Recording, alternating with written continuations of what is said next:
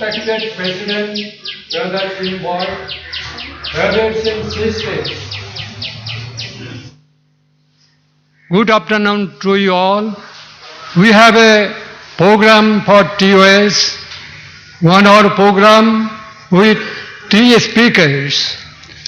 The National Director of TOS India has the opportunity to introduce the speaker.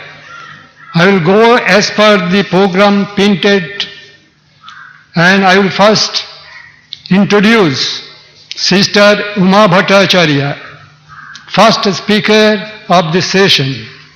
Mrs. Uma Bhattacharya is the Vice President of Kashi Tattva Sabha in the Indian section of the Theosophical Society and Assistant Secretary of the Theosophical Order of Service in India. Before joining the Theosophical Society, she served in the Ministry of Defence for Government of India for more than 36 years, working in various capacities. After retiring from the government as Additional Director General, Defence Headquarters in December 2011, she joined the Indian section of the Theosophical Society as an honorary worker. Sister Uma grew up imbibing the values and teaching of the Theosophy as she studied at Besankanya Mahavidyalaya, founded by Dr. Annie Besant. Education is her area of interest. While in service, she was selected to attend 1-year course at National Defence College, New Delhi, a premier institute of defence, where she received a Master of Philosophy degree for her thesis on essence of education and its role in building quality society. Besides this, she pursued the path of meditation for her spiritual elevation. Mrs. Uma Bhattacharya.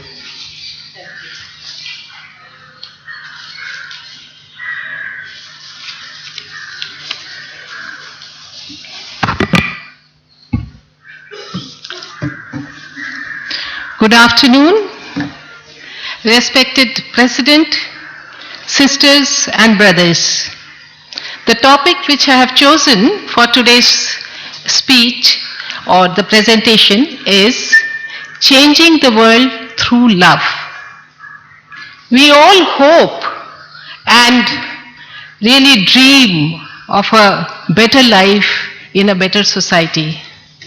However, it has become difficult to go through a complete day without becoming disillusioned, disappointed, drained by the selfishness surrounding us. So many people have become interested only in their personal gain. They have become rude and arrogant, insensitive and critical. In a nutshell, we do not find peace and harmony in the world. And most of us feel that there is nothing we can do to change this. And we attribute the cause of our disappointment to the world. We believe that world needs correction. From time immemorial, human efforts have been directed towards improving the world. But so far, it has met with very little success. We all believe that the correction is to be done, but we do not realize that the solution lies in purifying not the world, but ourselves. When we purify our inner world, the outer world is purified. This is a law of nature. The world is nothing but a reflection of our thoughts. If our thoughts are good, the world is good. If the thoughts are bad, the world is bad. So when we change the process of thought within us, the entire complexion of the world changes. No sooner are we born, we are indebted to the world for all that it provides for our living. And so long we live, we must be grateful, we must maintain a sense of gratitude to the world. And so must we serve the nation, serve the community, serve ourselves, serve our families. This is the first element of right living. Even for maintaining proper spiritual well-being, one has to do service. Bhagavad Gita says, it is criminal on our part to consume the resources of the world without contributing to it. There are basically two principles which govern human actions. The first principle is founded on attitude of giving, and the second is founded on the attitude of taking. When attitude of taking prevails in a society, we find its members possessed with multifold selfish desires, demands, and consequently there is stress and strain in that society. Let the attitude change to giving. All selfishness, demands, desires drop. Peace, harmony and joy reign in that society. So the dignity of human race is founded upon the principle of giving. The Buddha used to say to his disciples, if you know what I know about power of giving, you would not have a single meal without first sharing it with someone. In fact, nobody has any right to claim anything as his and demand it from society. Perhaps our only right is to give, to serve. Be content to serve, pleaded Christ. The richness of heart and mind lies in selflessness. When we give selflessly, we acquire more inner power. We get enriched from inside. And riches come to us to serve the mankind in a bigger way. So long we are here, how should we function? The best work is the work that is done impersonally. We must keep ourselves free, unattached and impersonal to the work we are performing. We must not get mentally entangled in the work. Many people believe if we don't get entangled in the worldly affairs, we will not be able to work, we will not be able to progress. But this is an erroneous thought, erroneous concept. The truth is just quite opposite.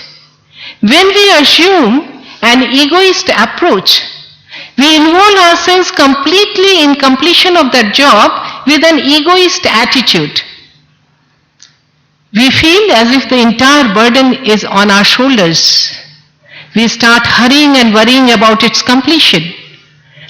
This creates mental fatigue, attachment and fear about the outcome, and which spoils the glow and richness of the work. We must remember that so-called material work in hand is quite immaterial. Our foremost occupation in life should be to do whatever we ought to do. This is the beginning and end of our obligation. When we rise above that little self, ego, and we remain unattached to the work, the real work turns out and we progress in life. If we take a close look at nature, we can learn our lessons from sun, moon, rivers. They work so tirelessly, but so impersonally. The rivers flow, they have no personal motive. Flowers bloom, they give out fragrance. There is neither any ego prompting them to do so, nor do they have any personal desire to fulfill. So we must banish the thought that I am the doer. The glorious work will turn out. So while we remain in this world and our physical body resorts to service, our mind must embrace the world with love. This is the second element of right living. Love means oneness with nature, oneness with the universe. Love is being in harmony with one and all. As for maintaining harmony in the body, every part of it must consider itself one with the whole body. Similarly, when we realize, we feel the unity with fellow beings, and we realize that oneness with nature, there is harmony in the environment. This is love. This is the right use of love. When there is harmony in the society, in the universe, there is peace, happiness and joy all around. But if one lacks that feeling and considers himself distinct from others, he falls out of harmony with nature. There is a feeling, we, them and all others. All others are to be feared, they are to be rejected, or we start, putting all our blames, all our faults onto them instead of looking within ourselves. We attempt to solve our problems by fixing them, and often with violence. But if we reach out to those who appear different from us with love and compassion, we will conquer that fear and replace it with love. We will overcome violence. We all are created in the image of God, and God is within ourselves. God is love. So, our basic underlying nature is loving, peaceful, harmonious, balanced. We are innately compassionate and kind. The child, when it takes birth, it is full of love. He has no motive, no desire, no attachment. It is an embodiment of love. It is not being lover, but love itself. It is purity itself. And that explains why the entire world adores the child. But what happens in course of our lifetime? An overlay of fear, anger, sadness, negativity, harmful emotions accrues. And it covers our beautiful inner nature. This outer covering is further intensified and reinforced by our childhood training and experiences in current life. We appear to be what we are not. Fearful and angry people, filled with self-doubt, negativity, sadness. We have forgotten who we really are. Fear prevents us from recognizing our inner spiritual essence. We have so many fears. We fear being rejected, being ridiculed, being perceived as weak, being labeled, even being foolish. Yet all these fears are false. We are always loved and protected. Love dissolves fear. When one is feeling love, one cannot be afraid. True love is the state of complete fearlessness. As the depth of love increases, intensity of fear decreases. More love we have, the greater divinity is expressed within us. So when we remove these outer layers of dirt and debris, of negative thoughts, harmful emotions, when we clean and polish away the outer overlay, we discern the true diamonds we really are. Most of us live our lives without being aware of our spiritual nature. So our task is to unlearn those negative traits and emotions which plague our lives and cause us, our families, this world, the communities, so much of misery. When we let go of these fears and these negative traits and emotions, we discover our pure, loving inner self. Spiritual journey, therefore, is from where we are to where we have always been. The love which people claim to possess is not true love. The concept of love today is distorted. In fact, the much talked about love is only merely attachment. Attachment and love are diametrically opposed to each other. Attachment is perversion of love. When we attach ourselves selectively with some particular being or object, we automatically detach ourselves from the rest. All attachments limit us. They make us dependent. They prepare our fall. So people rightly say that he has fallen in love. So this so-called love today is far from true love. It is preferential love, uneven love. The true love is even and it is universal. Jesus Christ attained that state of love. When he was crucified, he maintained the same feeling of love and compassion for those who crucified him. So the feeling of love arises from purity of heart, wherein there is no demarcation, no distinction. And purity of heart is attained when we are evolved. When we reach an elevation, the small differences in the objects down below disappear.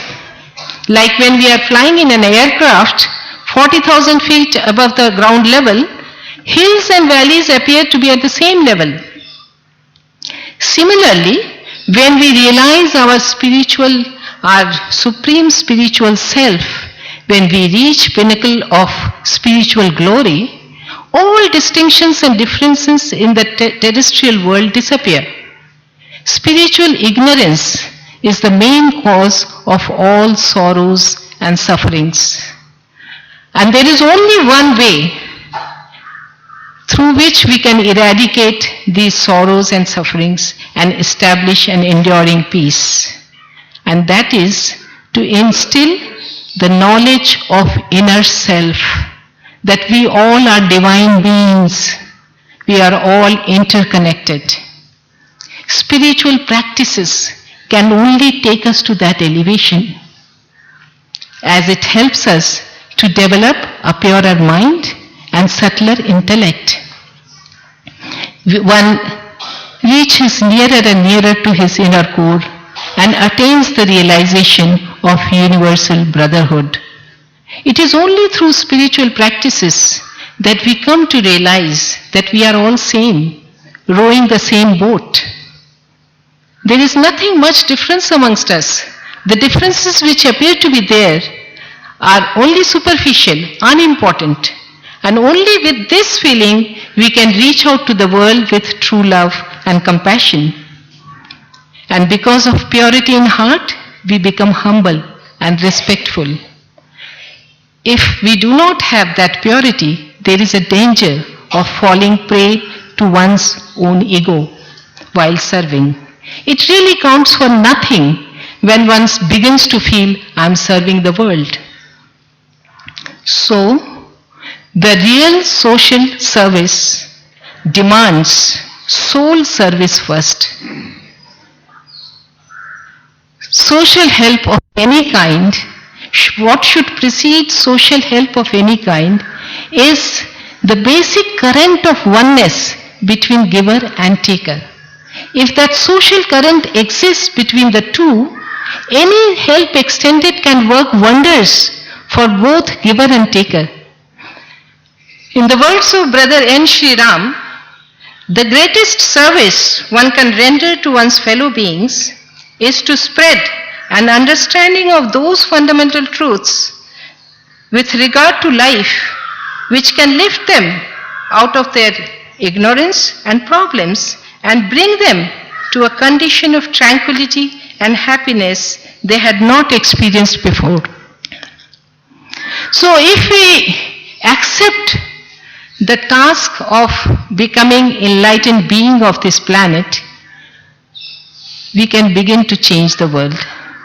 Changes may occur slowly as we start practicing acts of kindness every day. These acts may not be very expensive or complex. They can be nothing more than a simple smile, a sweet gesture, a helping hand, a shared joy. Step by step, there will be a huge transformation. People will feel nourished in the kind gestures of others. And this fearful attitude and defensive mindset will melt away in the warmth of kindness. Kindness and caring cannot only be reserved for our families and friends. Our spouse, our children, they teach us to love. One perhaps didn't know how to love till one raised a family. Now that one has learned the art of loving, one should not restrict it, confine it to the family unit alone. Our home may be the center, but not the boundary of our affection. Having generated it at home, let the rays of our affection radiate all over. And if we can inspire others to perform the acts of kindness every day, a good beginning can be made. And we can harbor more hope for the future. Apart from that, we can become role models for our children. They will understand the power and importance of being kind. Children observe us very closely. In fact, they model themselves based on what they see, our attitude, our behavior, our values. If and violent, they will become the same. So, it is our responsibility, a great, huge responsibility, to teach our lessons the right values and right behavior, right attitude through our own example. And we should do it right from the time they are infants. Because babies too are watching us and watching us closely. They understand far more than we think. There is no time schedule for changing the world. The only important thing is to begin. If we knew that the journey of 1,000 miles begins with one step, the first step is to let go of fears and isolation and start practicing acts of kindness, whether random or planned, whether big or small, but do it every day. Whether we reach to many or few is not important. Numbers do not matter. Act of reaching with care does. Sometimes when a physician touches a patient with love and compassion, the physician gets benefited more than the patient. We are all physicians of our soul. So the world, changing the world from this current and hate-filled nature, will not happen with the efforts of only few enlightened souls, even if they are powerful world leaders. Rather, day-to-day acts of kindness by each of us, shared between people within small groups, can bring about a more loving and kinder place on this earth. So responsibility lies with each of us to reach to the world with love and compassion without caring for what we may gain in return. If our communities are cooperative and compassionate, if we are kind and responsible, we can bring about a little bit of heaven upon this earth. As is said, if we do not get the opportunity to do great things, we can do small things in a great way. Thank you.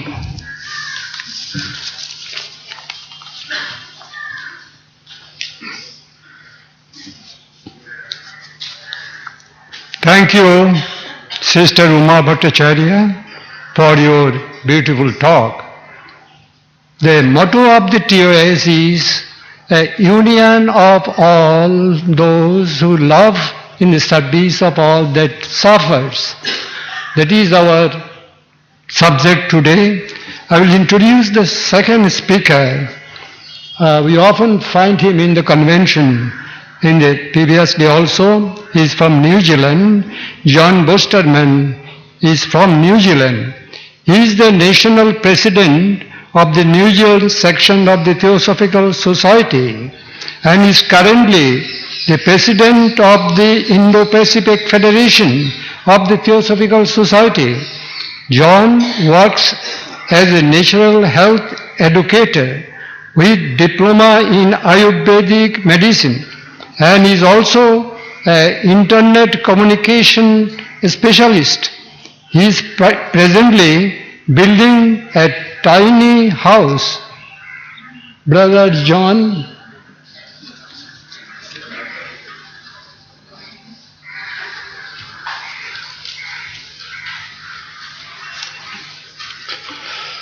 Thank you for the introduction.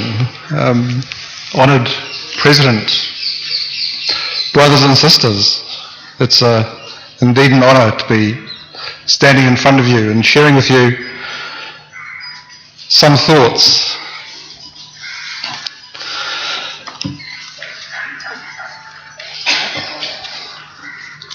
There goes a phone. Okay. So I'd like to start by exploring the dreamer. In fact, there's three things I hope to cover in this session. First of all, who is the dreamer? Secondly, I would like to talk about the Theosophical Order of Service in New Zealand. And lastly, I have some questions and answers. So first of all, the dreamer. I've been interested over the last few years in looking at ourselves as a dreamer.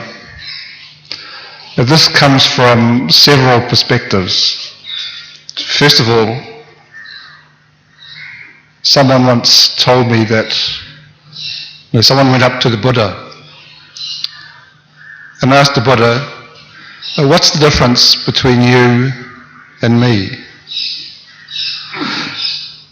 And the Buddha says, the only difference is I am awake. So the only difference is I am awake.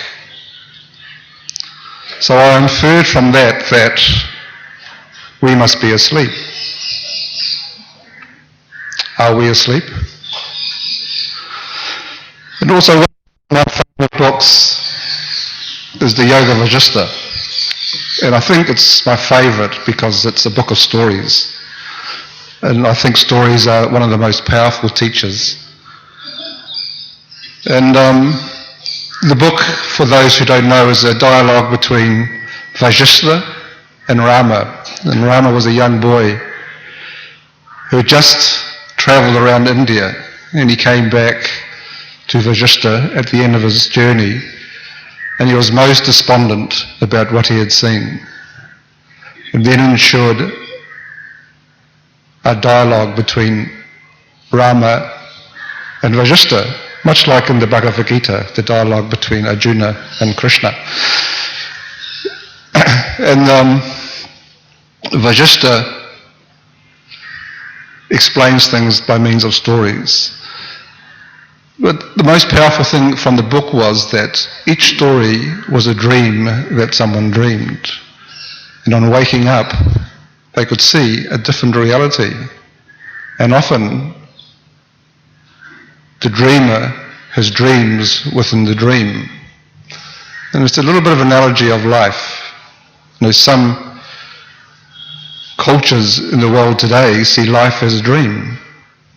For example, the Aboriginal culture in Australia sees the waking life as a dream and the sleeping life as is the real life. And if you dream, we all dream, have you ever experienced waking up, not liking the dream, and then going back to sleep and changing the dream? In a sense, I believe this is the work of the Theosophical Society, to wake up the dreamers, maybe to change the dream, or maybe just to wake up the dreamers. We're all in our own dream, based on our past. We call ourselves skandhas or our samskaras.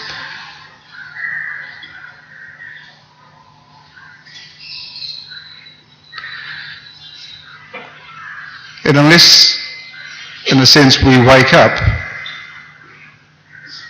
how can we help those people around us? So part of the journey of the TS is to help wake ourselves so that we can help others. And part of the role of the Theosophical Order of Service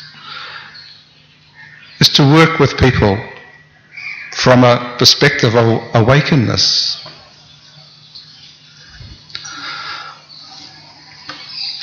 Some interesting thoughts. I'll just talk about the TOS in New Zealand.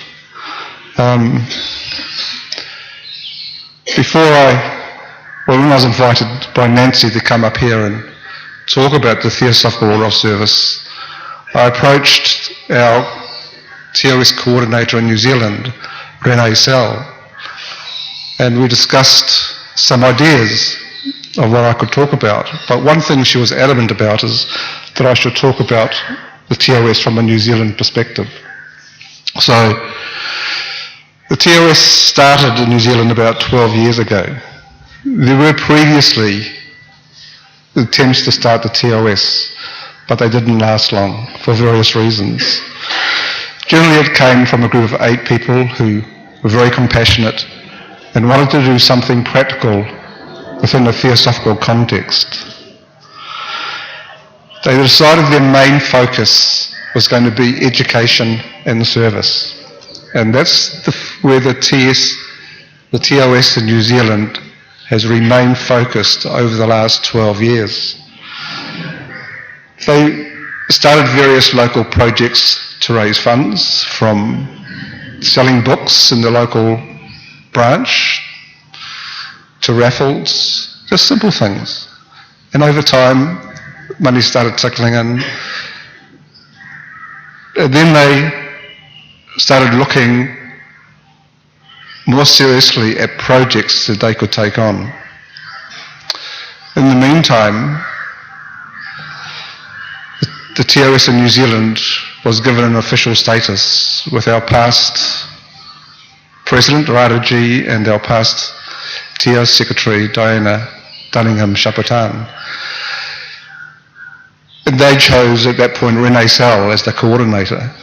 Now the TOS in New Zealand and the TS in New Zealand aren't separate organisations.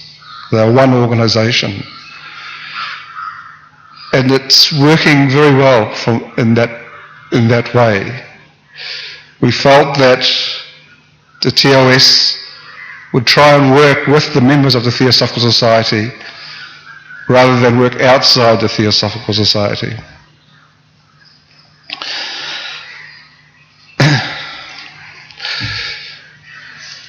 Several projects were established over the years. As I said earlier, we're very much focused on education in New Zealand. And in that context, we have spent a lot of time in helping set up schools in Pakistan. We know that the Theosophical Society in Pakistan has had to go into recess. But the members of the Theosophical Society still work quite actively in the Theosophical Order of Service. And over the years, many schools have been set up in Pakistan. Now, the way the schools are set up is that the Theosophical Order of Service finds someone who's willing to become a teacher in an area in Pakistan. And that teacher goes out and finds a dozen students who become pupils in their school. And the TOS sponsors and pays for that teacher and for the resources that teacher needs as part of their teaching process. The rooms that are used by the teacher is usually a room in that person's house. Now, over the years, we've got more and more sponsorship coming in to help this project. Initially, it was from individuals. Later on, the New Zealand section sponsored a school, and various branches around the country now also sponsor a school. We also sponsor education in India and in the Philippines. Many of you will know of the schools that Vic Houchin set up and his team set up in the Philippines, the Golden Link schools, which are very successful at the moment. New Zealand have contributed funds to help with that school, and they've set up a fund which interest goes to help pay for a pupil to go to that school. That fund is building up as the years tick by, so it'll be a perpetual fund eventually. We also give funds to needy causes. For example, with the Theosophical Society in Chile was damaged through to an earthquake. New Zealand raised funds to help there. In Christchurch, through the earthquake there, the TOS was involved in raising funds and so forth. We have one member who was very enthusiastic after visiting the Golden Link schools in the Philippines, and she started the project to collect books to send to the Philippines. And her husband filled 4 container loads of books and shipped them off to Vic Houchin in the Philippines, who used some in the schools and others he distributed amongst other schools in the Philippines. We also support the effort of Dr. Deepa Padi here in India and her work to promote sexual equality in India. It's a very powerful project and something that the members of the TOS in New Zealand feel very strong about.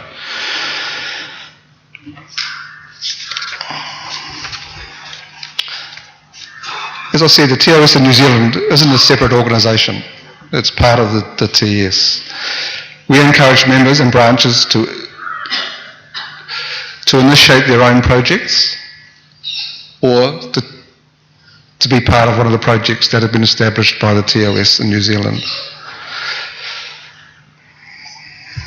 So I have several questions that Renee posed that I should answer. So they're interesting questions. First of all, she asks, what made me, as the General Secretary of the New Zealand section, support the initiative to restart the TOS in New Zealand after it had fallen in the wayside twice over the past centuries? So I had to think back a little bit then, but essentially, I think for me one of the most important things is that in the Theosophical Society in New Zealand, we're really missing a practical arm of theosophy. And I see the Theosophical Order of Service as one mechanism of Theosophical members doing some practical work in the world today. I think that's very important. That service is part of the 3 pillars of theosophy, and it's very much neglected in our organisation. I know as individuals we all do service of different kinds, but dynamics change when we do service together.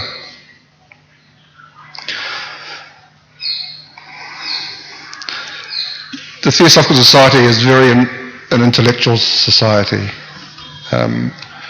It's well known for that. Anywhere you go in the world these days, you hear, oh, you're just a bunch of intellectuals. You don't actually do anything. And I think it's important to recognise that we need to balance this intellectual study with an aspect of practical work. And once again, the TOS is perfect for this. The second question was, the TOS is a heady lot. Does studying the TOS make a difference to the Theosophical Society?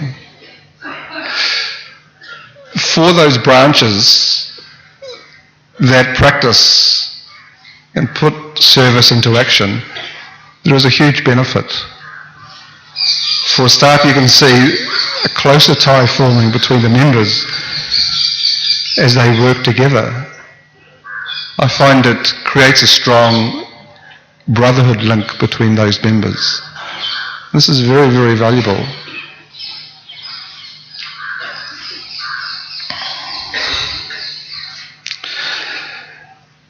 In many ways, helping people also uplifts you yourself. We've heard of how important it is to develop the quality of love from our previous speaker. When we wake up, love shines through us. It is very strong.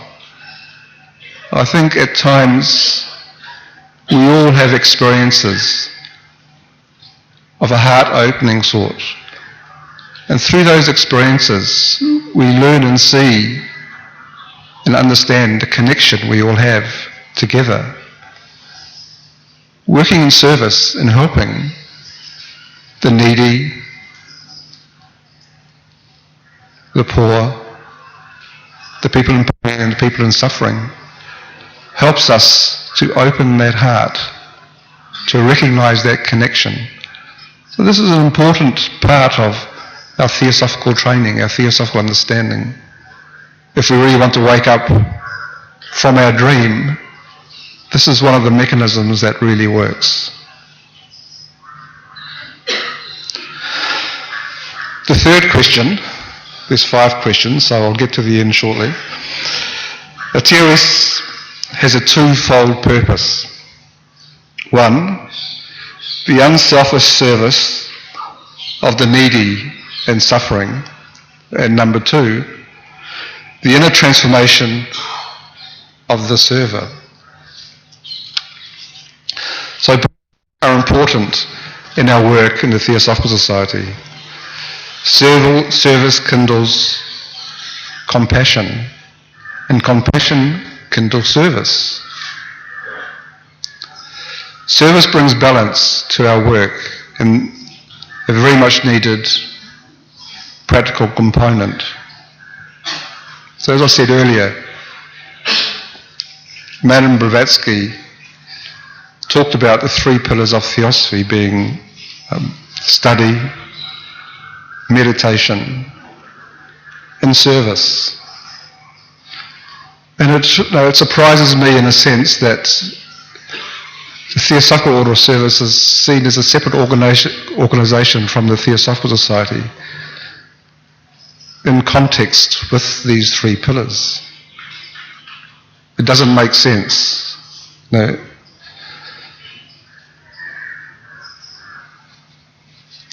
We study to gain knowledge, to understand. There's inner study of self-realisation, of who we really are, who am I, and there's outer study. But study has its limitations. We looked last night at the brain. When we study, often we remember lots of things, lots of knowledge, and that gets stored in the brain, or in the lower mind, as we would say. And when we die, that disappears. So all that study is fruitless, unless somehow we turn that study into experience. Or the study is of a different nature, an internal study of drawing from within rather than looking for the answers outside. Meditation is a means of processing what we study, of reflecting, of contemplating. And service is a way of processing, of experiencing. So the three fit very closely together, work very closely together. Without the three, we have no pyramid. And we need a pyramid to be strong. And the three to work very much together in our branches, in our lodges, in our sections, in our own lives.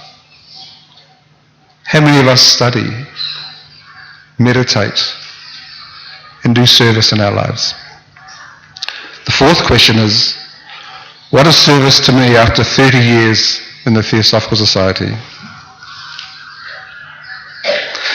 To me, Theosophy is not knowledge alone. It only comes alive when it becomes practical, or it becomes a practice. I was one of those people who came through Theosophy after having read the Secret Doctrine, and then discovering by chance for an advert in one of our magazines that there was a Theosophical Society in New Zealand. I came across Theosophy while travelling in the US. I was in a place called Salt Lake City, of all places.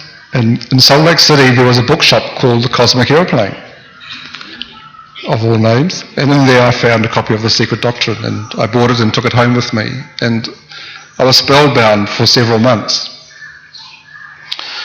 But over the years I've learnt that the real texts of Theosophy, the Secret Doctrine for me, and the Mahatma letters are texts of practical learning.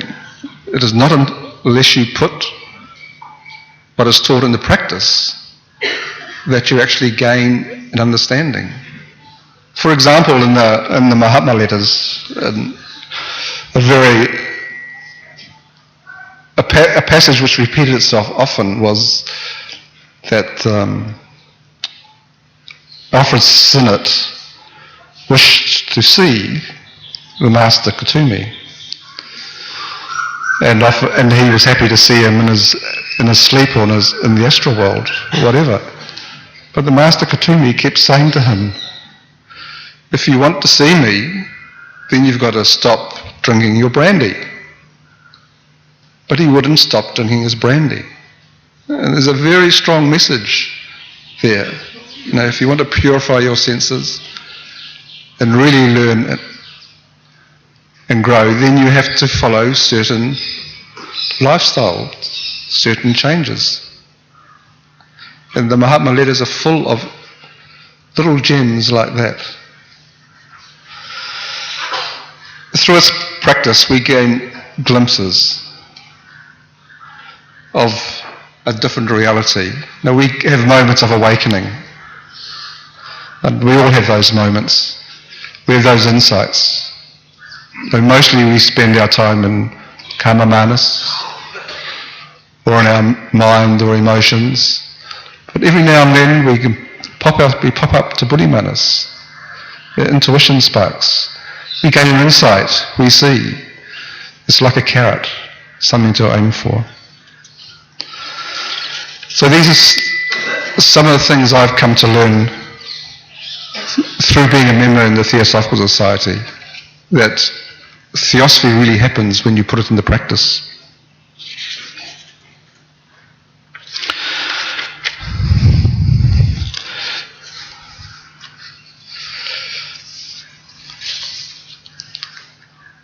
So how do we develop compassion? I took a Buddhist meditation course a while ago, and part of the meditation process in Buddhism is to develop compassion, and they have a very interesting approach to this.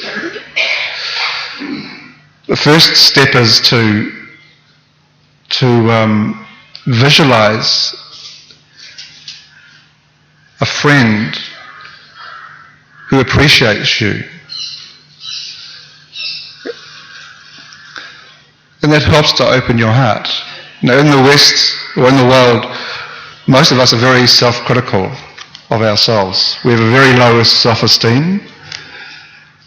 And part of this is to drop this self-esteem or raise the self-esteem so that you start practicing developing compassion by visualizing a friend who appreciates you and the feeling that it gives you. But over a period of time, you move on till you start practicing visualizing people who you consider your enemies and having compassion for them. It's a long, slow process, but it's a process that works. Other practices are, for example, one is when driving to work or driving around, you get caught in traffic. How often do you let someone who needs to come in from a side road in before you? Or you just speed up because you're late? So allowing the person to go before you is one way. It's a practice of patience. Another is every day look for 3 people that you can help in some way and help them. And you soon learn to appreciate helping people and serving people. It changes you over time. So those are the 5 questions. So I'll just finally leave you with a thought. The Theosophical Order of Service and the Theosophical Society have a special partnership that fosters a cooperation of like-minded people, fitting in perfectly with the object of brotherhood and making a difference in the world. And lastly, a quote. Compassion is the keen awareness of the interdependence of all things. From Thomas Merton. Compassion is the keen awareness of the interdependence of all things. Thank you.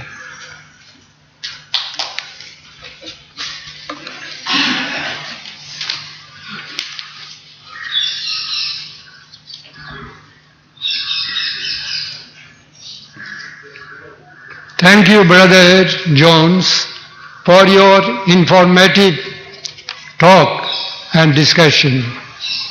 Now I will introduce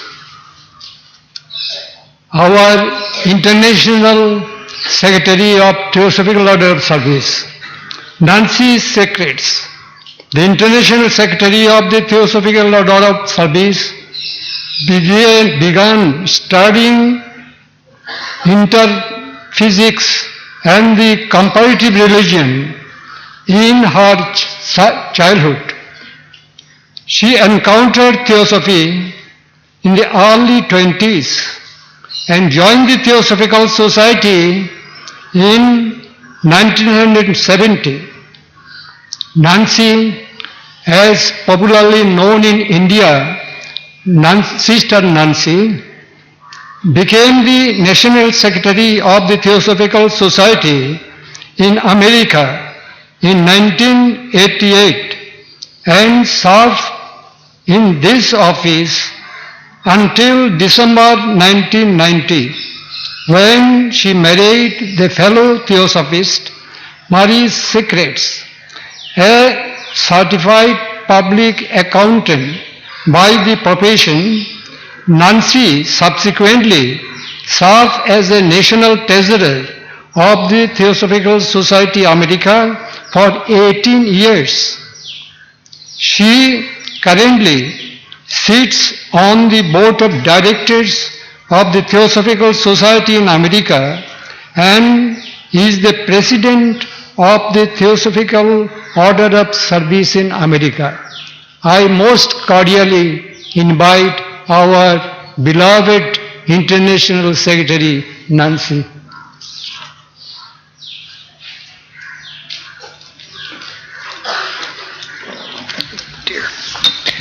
Thank you, Brother Birendra.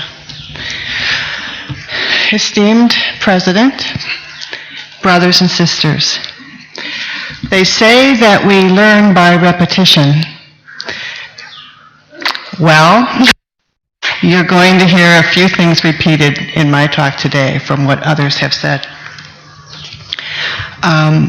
Coincidentally, my talk begins with something that Joy Mills said to me a few years ago. She said that the focus of our existence as human beings is self-realization or self-awareness. Learning who we are, who we really are. That's what we're supposed to be doing here. She said this was our task. This, she said, is the central point of the Mahatma letters. As we progress along the path of self-realization or self-awareness, we eventually awaken or become aware of our Buddhi nature. With this awakening or awareness, compassion based on a sense of responsibility for all beings becomes a driving force in our lives. And we act as a bodhisattva acts for the good of all. According to the Theosophical Encyclopedia, in Theosophy, the term bodhisattva is used to denote an individual who has reached enlightenment and may pass beyond the wheel of rebirth, but elects to reincarnate for the good of all. In other words, a bodhisattva sacrifices his or her reward of transition into nirvana to help other sentient beings until all reach enlightenment. I do not presume to say that any of us here are already bodhisattvas. But are you familiar with the term, fake it until you make it? What that means, and what I am saying, is that all of us can work as if we are bodhisattvas.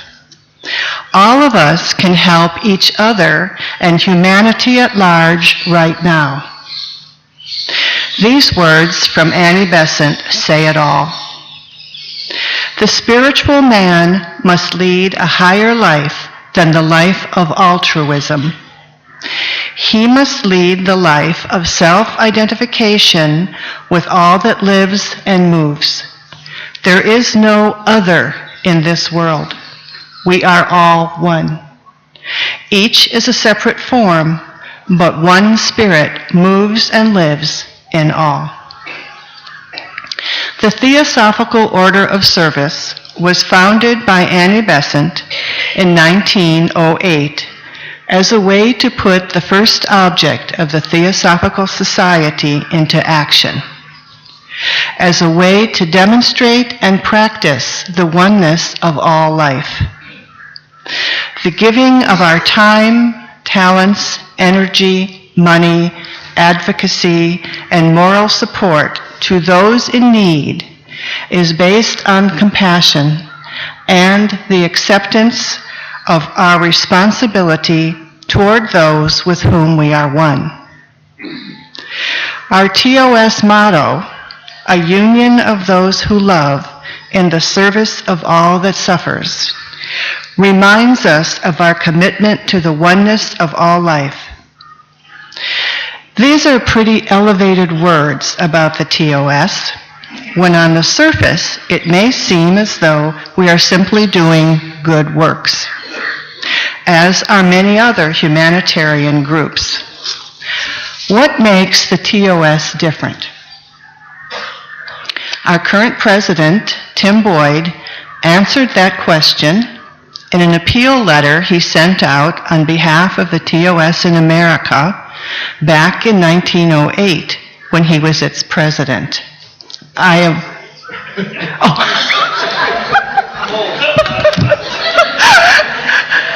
correct you, Tim. 2008, I stand corrected, I'm sorry. And I'm probably one of the very few people in the world who have a copy of that letter.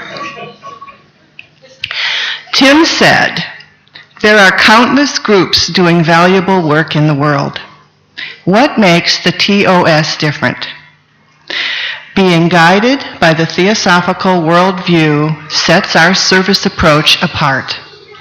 We are motivated by a sense that we are all participants of the one life. Suffering and overcoming suffering are not isolated or regional. We all share in it." I'm sure that generated many donations, Tim. Even before the TOS was formed, the Theosophical Society was no stranger to altruistic action, to working for the benefit of others, to leading the way toward improvements in people's lives. In a talk given in 2011, Diana Dunningham-Chapotin, former International Secretary of the TOS, said this about the work of the Society in its early days. This is a long quote. "We don't need to spend much time recalling the attention to social responsibility of our early TS leaders and members because many of you are well aware of it.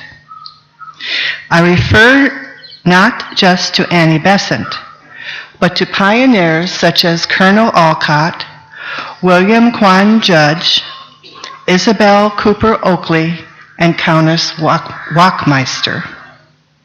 What is interesting, though, is that in those early days, the collective action of the members and their leaders actually caused the public to associate the society primarily with social reform. Early Theosophist magazines contained scathing commentaries on all kinds of social, educational, political, and religious abuses of the time. When Colonel Olcott appeared on Theosophical platforms all over the world, he didn't lecture principally on metaphysics. He dealt mostly with some such subjects as religious freedom, education for girls, cremation, and agricultural reform. These may seem innocuous to us now, but at the time they were very controversial.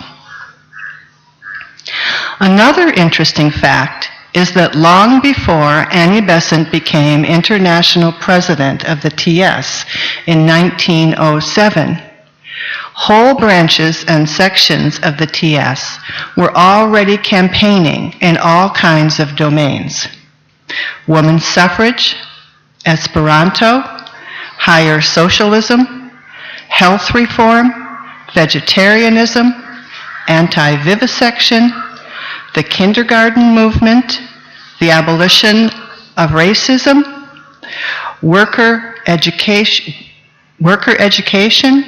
industrial relations, environmental preservation, and so on. Many large programs in the 1890s included groundbreaking children's education, debating clubs, concerts, scientific and psychological research, the collection and distribution of clothing for the destitute, children's holiday homes, prison and hospital visiting, and in one branch there was even a labor bureau. In Australia, in the late 1920s and early 30s, under the dynamic leadership of George Arundel, Theosophists ran a monthly political magazine and a radio station. There is something else interesting to point out about all this. For Mrs. Besant and her fellow pioneers, TS life and social responsibility were part of an indivisible whole. In 1913, when Mrs. Besant re-entered politics to fight for independence for India, She felt she was acting on instructions from the masters.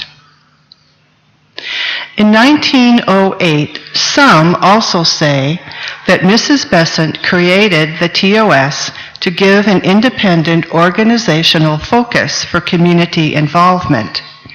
But if this was the case, in practice, little distinction was made between the work of the TS and the TOS. And that's the end of the quote. It was a very long quote. Actually, not a lot has changed in that regard. Even our most recent TS international presidents, Radha and Sri Ram, have boldly taken stands on controversial public issues in their On the Watchtower columns in the Theosophist. Radha's Watchtower columns can be found all under one cover in the 2009 publication, The World Around Us. That would probably make pretty interesting reading. There have long been two views of theosophical work, one narrow and one wide, as Annie Besant called them in her January 1915 Watchtower article in the Theosophist. In the first view, the Theosophist wants to teach Theosophy without applying it and thinks that this is the only proper work of the society. The second view is held by those who want to apply Theosophy as well as teach it. Besant said, quote, "The other view is that the divine wisdom exists in the world for the world's helping, and that nothing is alien from it which is of service to humanity." End quote. In her article, Mrs. Besant goes on to talk about both views, saying that both are important to the work of the society, and that each was and is needed at different times. Throughout her presidency, Besant encouraged the wider view. She founded the TOS and other groups to focus this energy. She said, quote, "Since elected to the presidency, I have endeavored to organize the many activities of those who agree with me in theosophizing public life, so that no activity should compromise the neutrality of the TS, while members should remain perfectly free to work in any of them." End quote. Of the two views, she goes on to say, "They are complementary, not hostile. But let neither depreciate the other, nor minimize its value. Let each do its work and recognize that the other has also its place and its work." The older I become, the more I realize that balance is the key to spiritual growth. The Theosophical triad of study, meditation, and service exemplifies this. Study utilizes our ability to reason and think logically. Meditation helps us to tap into our higher selves, the divine within, and gives us respite from today's hectic world. Service then is the fulcrum, the point of balance. Service is that part of the triad which allows us to demonstrate the divine in the world. Through selfless service, we help to heal suffering humanity. We draw attention to the woes of the world and lead by example in the effort to ease suffering and right wrongs. In the process, we help ourselves. We grow spiritually as we become more and more open to seeing the unity of life wherever we look. Service can manifest itself as simple acts of kindness performed by an individual or a group, or as larger and more organized efforts. It can be aimed at family members, a neighborhood, a community, a country, a gender, or other class of people, or at animals and even the planet. So let each of us work as if we are bodhisattvas. All of us can help each other and humanity at large right now.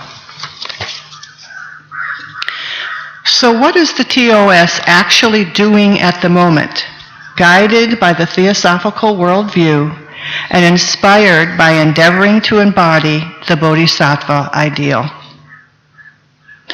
Last year, I spoke at this convention about the efforts of our TOS groups all over the world in disaster relief, theosophical education.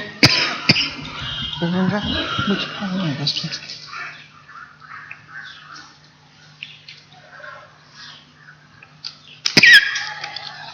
Thank you. Okay, sorry about that.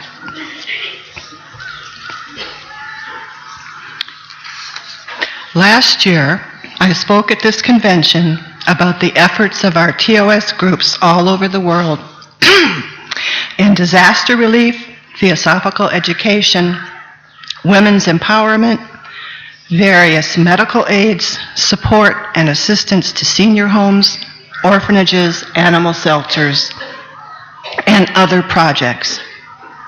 This year, I would like to give you a little bit of an update and tell you about a few of our newer activities.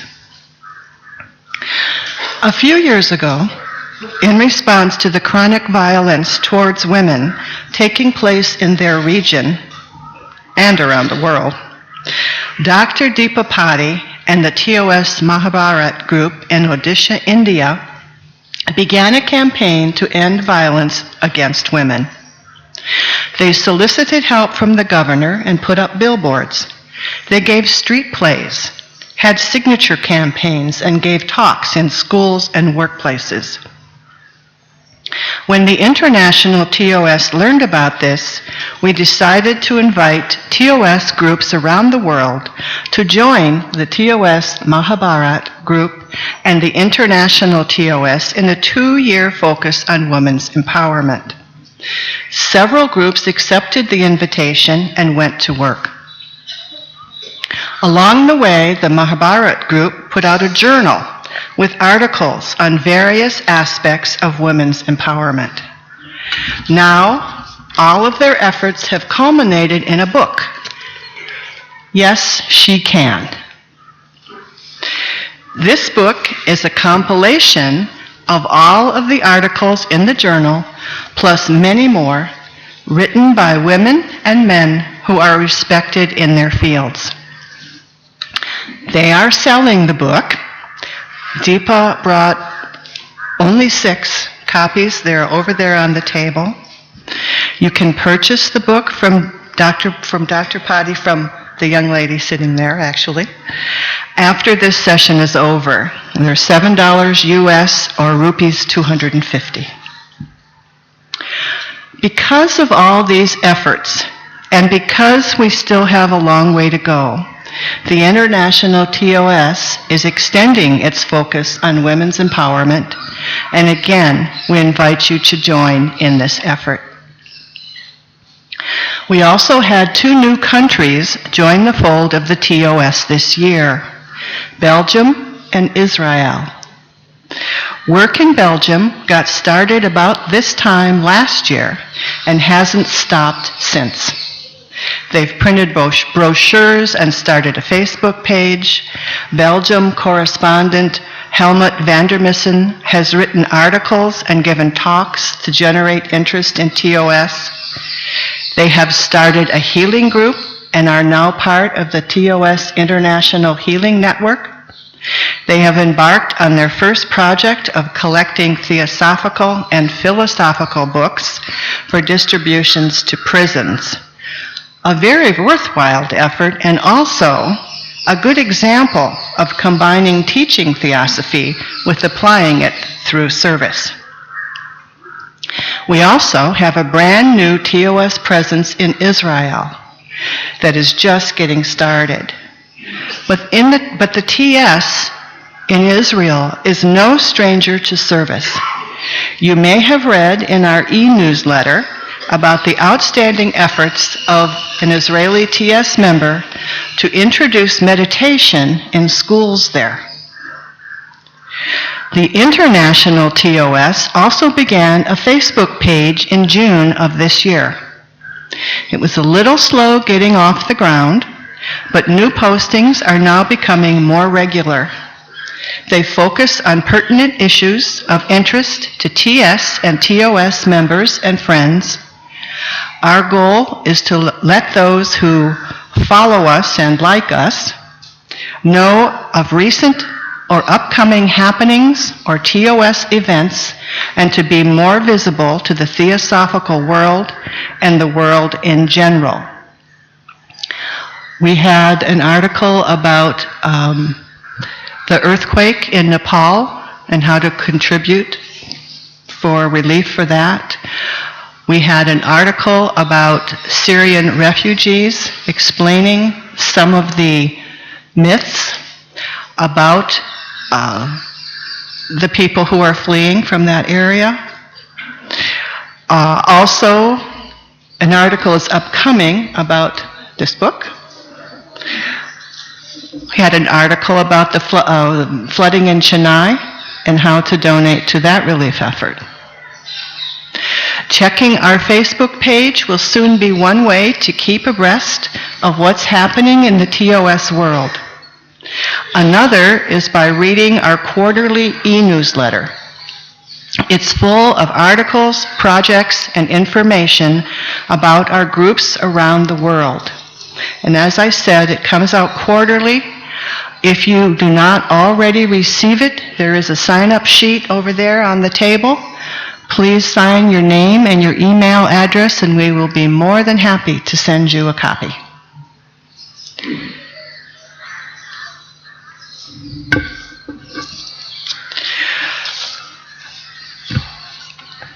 As you all know, the recent flooding in Chennai was unprecedented. The TS and the TOS have been collecting donations from India and around the world. TOS donations have been received from the TOS India, as well as some individuals and TOS groups in India. TOS America, with donations from individual members still being collected there.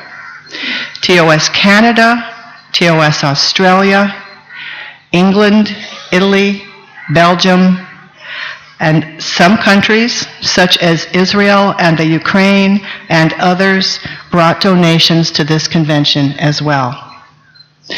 These are being collected by the TS Adyar to assist with flood relief for Adyar staff members. Of the approximately 120 Adyar staff, most live in Chennai and in the surrounding area. Many of them were affected by the flooding, with some staff members losing everything. The situation is being assessed and help given in proportion to individual need. It is my hope that once staff needs are met, any remaining funds will be distributed to those in need in the neighborhood.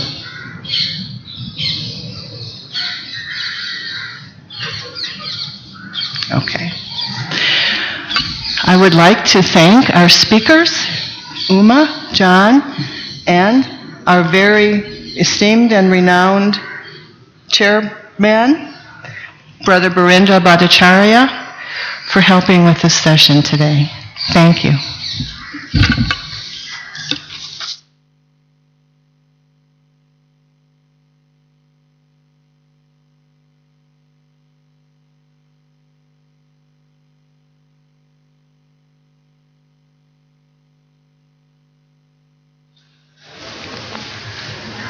Brothers and sisters, we had a purposeful session, and I thank Nancy for giving us information of the different countries about the activities of TOS. I will request her to add the Bangladesh, because in my recent visit, I have seen the number of doctors and the professors and other teachers, they are carrying out the TOS activities, and particularly the Supreme Court judge, Supreme Court advocates, they are fighting for the minorities' right. So thank you very much, brothers and sisters, for listening the talk of the three eminent speakers. I thank them and both of you and declare this session as a close.